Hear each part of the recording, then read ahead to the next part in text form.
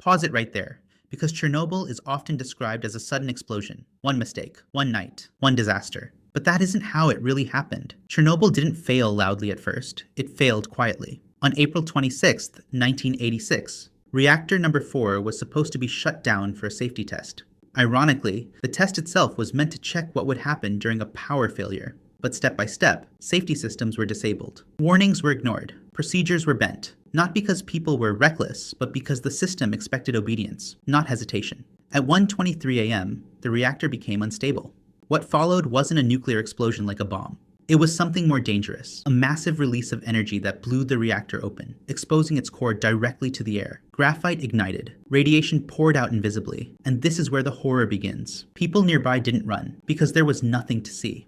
No smell, no immediate pain. Firefighters arrived without protective gear, standing on radioactive debris that looked like glowing stone. Some picked it up. They thought it was harmless. Within hours, many were already doomed. Radiation doesn't kill the way movies show it. It doesn't scream. It doesn't chase. It breaks you down slowly, cell by cell. Skin feels warm, then burns. Nausea sets in. Organs fail not all at once, but one after another. Doctors didn't fully understand what they were treating. Patients were isolated not to protect them, but to protect everyone else. And still, the city of Pripyat wasn't evacuated immediately. People went to work, children went to school, weddings happened. Life continued under a radioactive cloud, because admitting danger meant admitting failure. The evacuation order came 36 hours later, far too late. Residents were told they'd be gone for a few days. Most never returned. Chernobyl wasn't just a technological failure, it was a human one.